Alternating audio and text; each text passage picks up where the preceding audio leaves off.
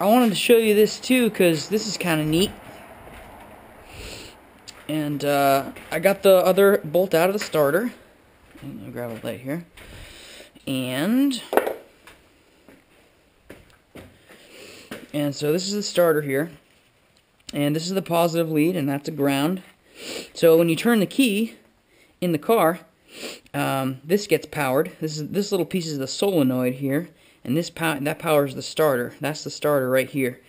And so on the end of the starter, there's some gears. You can see right here. So when you turn the key, that spins. That gear right there spins, and it's connected to these. I hope you can see that. Hang on a second. Let me take this off here. There's some gears in here, and those gears are around the outside of what's called the flywheel. And so when those teeth meet and you turn the key, that little tiny gear on the end of the starter actually turns this inside of the engine. So that's how the engine starts turning, and then all the electronics can actually keep it running from there. But that is how your car gets started. So I got the transmission out and moved it over to here. It's actually not that big, like I was saying. It's pretty tiny, pretty simple, kind of neat. And I wanted to show you this. This is the clutch right here, and this abrasive surface around the outside. That's the part that you're actually disconnecting from the engine when you push the clutch pedal in, and these springs on the inside help it to return back when you let the pedal out. So this just goes up against here like that, like so. And like I had mentioned a couple times earlier, this is the flywheel. Let me get a light here. This is the flywheel. And I mentioned, I think, that this gear on the outside, that's where the starter gear connects, and it turns the whole engine over.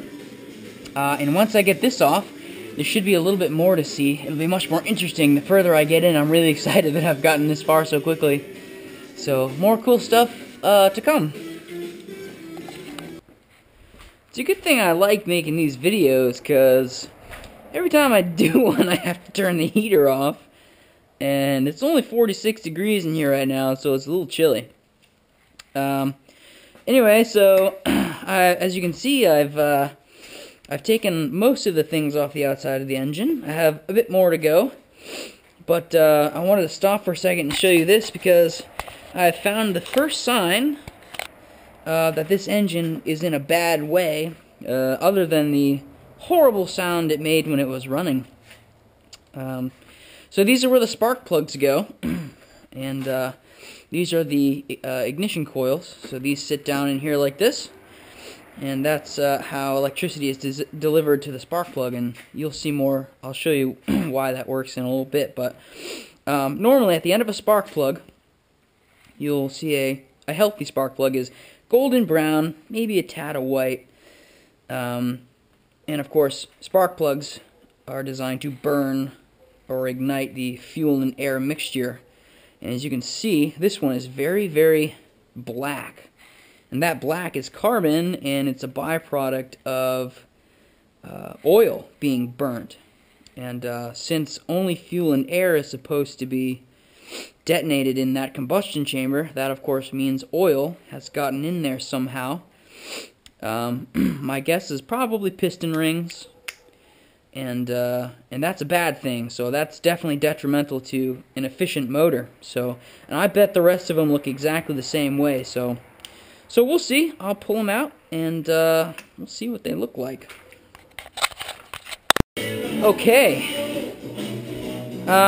So I did actually pull the rest of those spark plugs out, and all four of them are filthy with carbon. So it's pretty clear that oil has gotten into that part of the engine where it shouldn't be. So we can assume some of the seals in there are bad.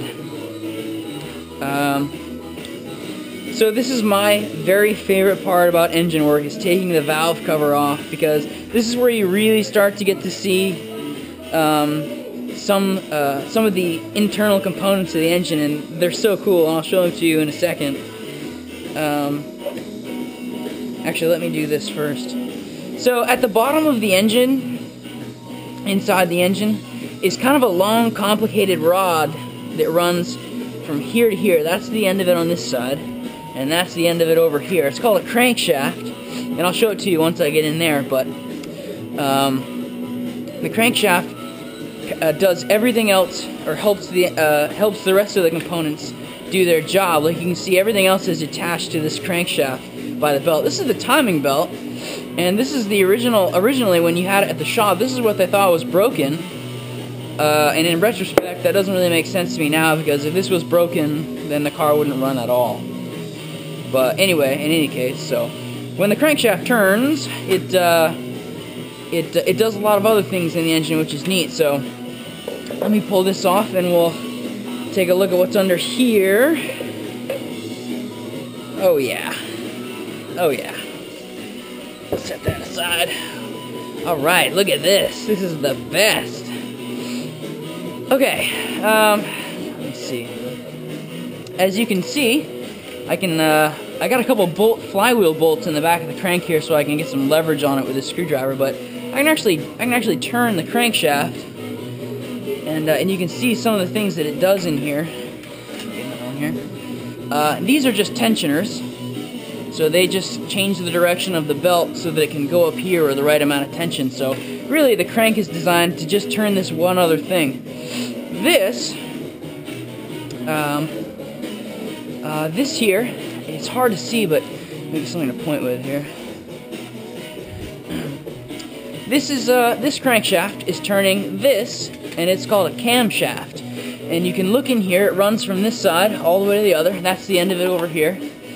And it's really hard to see, but at different points on the camshaft are what they call lobes, and they're kind of out of round places. And so when the camshaft spins, those little lobes, they kind of go around. You can kind of see one right there. It's a little higher than the rest of them, but they go around and they hit these little rockers. This is really hard to see. This is jammed right in here, but that lobe causes this little lever to raise up, and it compresses this spring, and there's a valve in here. Let me get a flashlight. You can see the valve out there in the back, and when this spring is compressed, that valve goes down, and these are intake valves, because this is the side of the motor where the air comes in. The air and the fuel come in here. You can actually, I don't know if you can see, but that valve is actually open. So that's how air and fuel gets into the engine. There it is.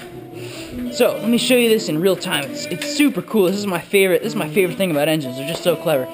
So this turns, crankshaft turns the camshaft, and as the camshaft rotates, you can kind of see it right there. These valves are open right now. And as the camshaft continues to turn, that lobe disappears because it's rotating, and this spring is able to decompress, and then the valve comes back up and cuts off new air from entering the engine. I don't know if you can see that. I hope you can, but it's all very interesting. You see this one here, this one right here is starting a cycle now, and now it's decompressing. And so these are all on different times, so the engine is constantly getting air through different cylinders at different times, and it's super interesting. And I wish I could describe it a little better, but there's so many parts on this little engine that are compressed into little tiny areas. So anyway, that's how the top end of the motor works. And I originally thought I was gonna have to replace this whole top part where all these springs and valves and lifters and cams are, but I think what I'll do is I'll probably have to measure every little spring and all the clearances everywhere to see if this part of the engine was worn out due to lack of oil, and if it's bad, I'll just replace the whole thing, or maybe just the component that's bad. But that'll be a project on itself. So right now I'm just gonna take out, I think there are 10